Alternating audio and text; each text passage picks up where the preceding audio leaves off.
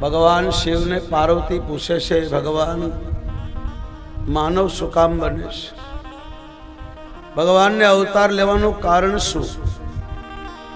ભગવાન શંકરે કહ્યું ઘણા કારણો છે, પણ હું તમને 2-4 કારણ બતાવું. પહેલું કારણ જય વિજય. જરા ધ્યાનથી સાંભળજો. સંતો ભગવાનના દર્શન કરવા જાય છે, સંતોનું અપમાન કર્યું. સંતોએ શાપ આપ્યો કે જો ભગવાનના મંદિરમાં તમે હખણા ન રહ્યો, પ્રભાની પૂજા પાઠ કરતા તમને શાંતિ ન મળે, ઈશ્વરનો તમને ડર ન હોય, તો તમારે માનવ બનીને જીવવાનો કોઈ હક નથી. જાઓ રાક્ષસો બની જાઓ. બંને ભાઈ ગભરાઈ ગયા, પ્રાર્થના કરી અમને ક્ષમા કરો. ભગવાન આવ્યા. ભગવાને પણ કહ્યું, પ્રભુ એ સંતો આના પર દયા કરો. આ મારા બહુ પ્રિય નોકર છે, વિશ્વાસ પાત્ર છે, એની ભૂલ થઈ. સંતો તે કહ્યું કે ભાઈ કોઈના ઘરે ગૃહસ્થીના ધર્મ છે, તમારા ઘરે કોઈ પણ આવે, ખાસ સાધુ બ્રાહ્મણ અતિથિ બનીને આવે, જેની કોઈ તિથિ નક્કી ન હોય, અચાનક આવે, અને કંઈક આપો. ના આપો તો કઈ નહીં, એનું અપમાન ન કરો. એટલા માટે તમારા ઘરે કોઈ આવે એનું અપમાન ન કરો. એ કઈ નહીં બોલે, પણ એને આતડી બોલશે. આ સંતોએ આતડી બોલી, એને દુઃખ લાગ્યું, સાપ આપી દીધો, જાઓ રાક્ષસ થાઓ. શંકર ભગવાન કહે છે, પાર્વતી પહેલું કારણ, આ બંને ભાઈઓ રાક્ષસ થયા. ભગવાને કીધું આને જલ્દી મારા ઘરે પાછા આવે એવું કરો. સંતોએ કીધું ભક્તિ ભાવે બચશે તો 7 જન્મ લેવા પડશે, વેર ભાવે બચે 3 જન્મ છૂટી જશે. ભગવાન ભોળાનાથ કહે છે, હે પાર્વતી, આ બંને ભાઈએ વિચાર કર્યો, વારે વારે માના પેટમાં ઊંધું લબડવું, વારે વારે જન્મવું મરવું, એ કરતા 3 જન્મ લઈને પાર મૂકો ને.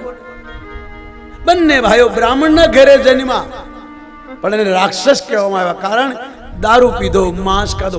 દારૂ ને માંસનો આહાર કરે એને જ રાક્ષસ કહેવામાં આવ્યો છે આ દેશમાં. ભગવાન શંકર પણ બોલ્યા, રાક્ષસ કોને કહેવાય? પાર્વતીએ પૂછ્યું કે તમે ક્યારે ના કહો છો દારૂ પીવે બ્રાહ્મણ, માંસ ખાય બ્રાહ્મણ, તો એ રાક્ષસ કેવી રીતે? તો ભગવાન શંકર બોલ્યા, માન નહીં માતું પિતા નહીં દે, પાર્વતી આ રાક્ષસ. માન નહીં મા, ભગવાન ભોળોનાથ બોલ્યા,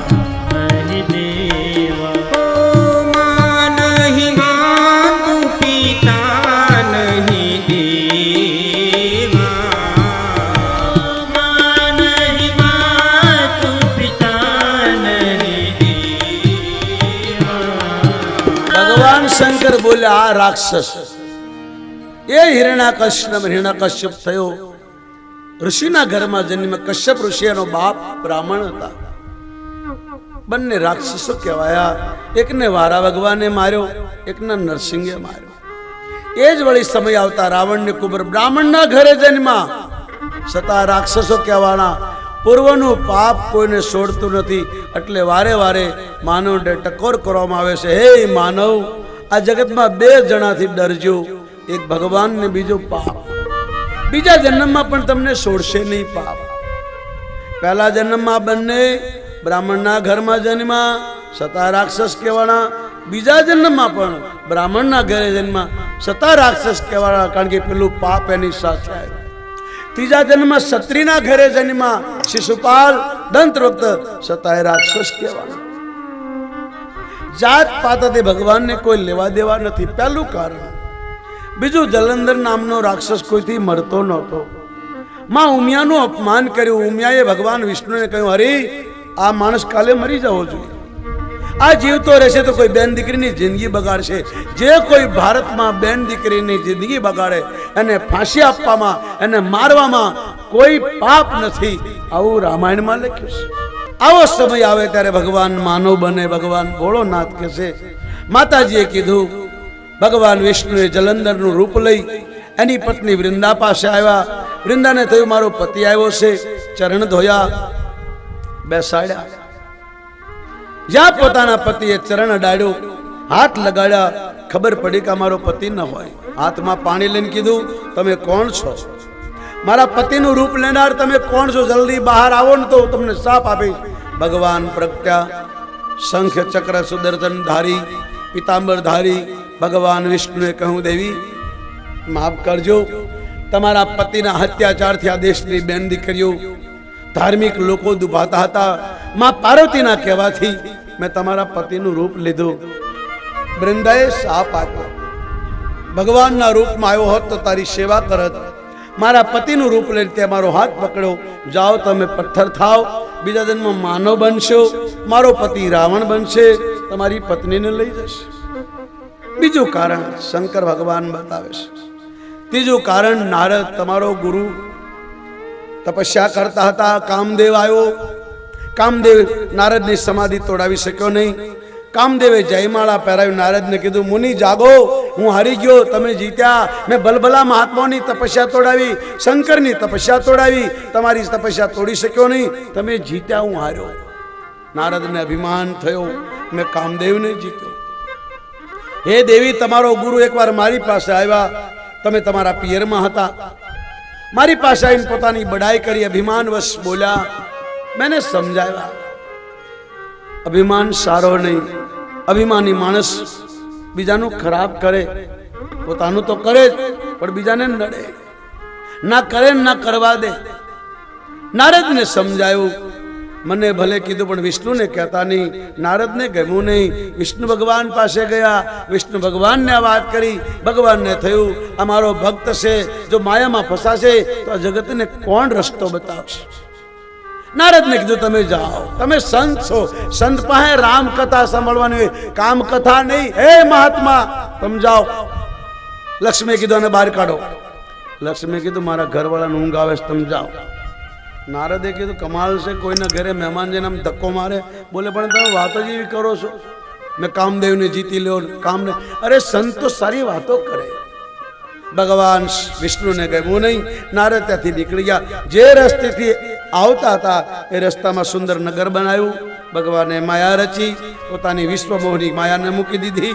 નારદ ગામમાં આવ્યા. દેશ દેશના રાજાઓ આવ્યા છે. નારદે જોયું કે કોઈ રાજાનું નગર છે. અંદર આવીને પૂછ્યું, ભાઈ આ શું છે? આખું નગર કેમ શણગાર્યું છે? કોઈએ બતાવ્યું કે મહારાજ, આ દેશનો રાજા, એની દીકરી વિશ્વમોહની આવતીકાલેના લગ્ન છે. નારાયણને થયું, લાવી જોઉં. આવ્યા. રાજાને ખબર પડી કોઈ મહાત્મા આવ્યો છે, લાય મારી દીકરીનો હાથ બતાવું. નારદજીને કહ્યું, મહારાજ આના કાલે લગ્ન છે અને ઘરવાળો કેવો મળશે, અને મૂર્ત્યો કેવો છે, જરા જોઈ આપજો. તમારી હાથની રેખાઓ છે ને, એમાં તમારું જીવન મરણ, સુખ દુઃખ, ક્યાં શું થશે, કેવી રીતે બધું લખ્યું છે. પણ જાણનારા હોય તો, હવે કોઈ જાણનારા રહ્યા નથી, જતા રહ્યા. તમારા હાથની અંદર બધું લખેલું છે, પણ હવે કોઈ જાણનાર રહ્યો નહીં. નારદજીએ કહ્યું, આની સાથે જે લગ્ન કરશે એ દેવનો દેવ હશે, આખા જગતમાં વિજય પ્રાપ્ત કરશે. પણ જ્યાં વિશ્વમોહનીનો હાથ નારદના હાથમાં આવ્યો, નારદની મૂર્તિ ભ્રમિત થઈ. એને થયું, આ છોકરી સાથે મારા લગ્ન થાય તો હમણાં કહેતો તો બ્રહ્મચારી છું, મારો કામને જીતી લીધો. એ જ નારદ લગ્ન કરવા તૈયાર થયા. આવતીકાલે આના લગ્ન છે, આના લગ્ન કરવા હોય તો રૂપ જોઈએ. અત્યારે તો મારા પગમાં પડે એમ છે બાપુ સમજીને, પણ શું કરું? પછી યાદ આવ્યું કે ભગવાન બહુ દયાળુ છે. મેં એનું આખી જિંદગી ભજન કર્યું, મારું કામ કરશે. ભગવાનને યાદ કર્યા. ભગવાને કીધું, માગો માગો. નારદે કીધું, તમારું રૂપ આપો. કેમ? કે મારે લગ્ન કરવા છે.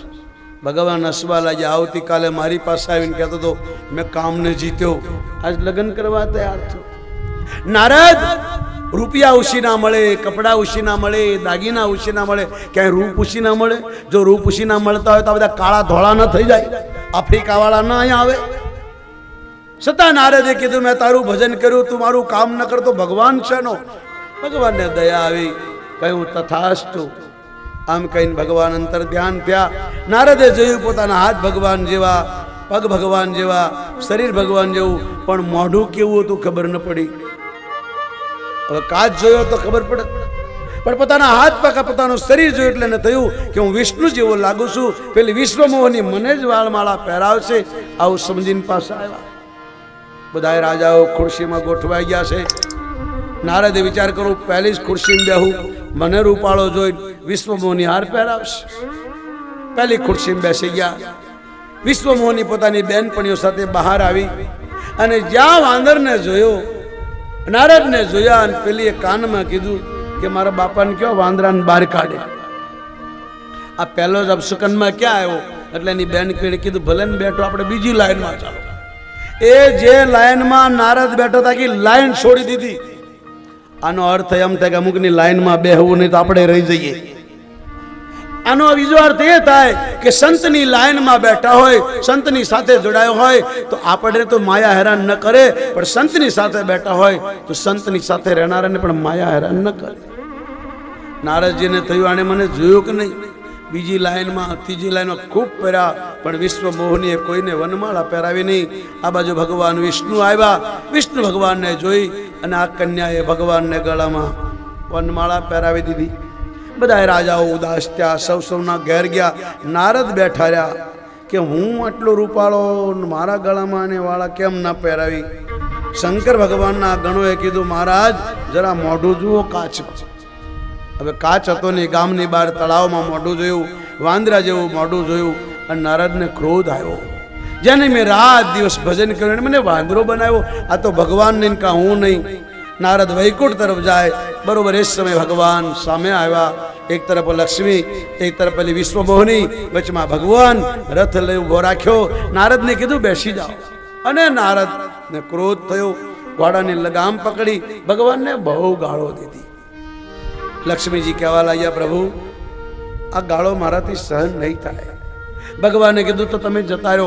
આ દુનિયામાં જે તમારા વખાણ કરશે એ નિંદા પણ કરશે.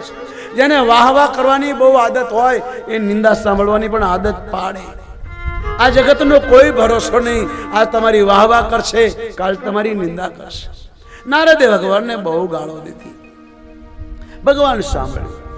પછી નારદે શાપ આપ્યો કે તમે મને વાંદરો બનાવ્યો, હું તમને શાપ આપું છું, તમારે માનવ બનવું પડશે. તમને વાંદરા જ મદદ કરશે, બીજો કોઈ મદદ નહીં કરે. તમે મને સ્ત્રીના વિરહમાં દુઃખી કર્યો, તમારે પણ દુઃખી થવું પડશે. મને તમે વાંદરા માનવથી વાંદરો બનાવ્યો, તમારે માનવ થવું પડશે. ભગવાને તથાસ્તુ કીધું. માયા સકેલી લીધી. ના તો વિશ્વમોહની, ના લક્ષ્મી, ના રથ હતો. ભગવાનને ભક્ત બે હતા. નારદજીને થયું કરે રામ રામ રામ, મેં શું કર્યું? આ ભગવાનની માયાએ મને ભરમાયો. નારદજીએ ભગવાનના પગ પકડ્યા. પ્રભુ મને માફ કરો, મારો શાપ જૂઠો પડો. ભગવાને કીધું નારદ બોલેલું કદી પાછું નથી આવતું. મરેલો માણસ કદી જીવતો નથી થતો. આંખમાંથી ગયેલા આંસુ પાછા નથી વળતા. ધનુષમાંથી ગયેલું બાણ પાછું નથી થતું. હે નારદ આ બધું મારી ઈચ્છાથી થાય છે. નારદ રડી પડ્યા, મારો શાપ ખોટો પડો. ભગવાનને કહ્યું નહીં નહીં, મારા ભક્તોનું ખોટું પડે તો મને ભગવાન કોણ કહે? શિવજી બોલ્યા છે ચોથું કારણ મનુષ્ય શત્રુપા. બહુ તપસ્યા કરી, ભગવાન પ્રગટ્યા. ભગવાનને કીધું તમારી જેવો મને દીકરો મળે. ભગવાને કહ્યું હું જ તમારો દીકરો બનીને આવીશ. અને એ જ મનુ શત્રુપા દશરથને કૌશલ્યા બન્યા. ભગવાન એનો જન્મ લીધો.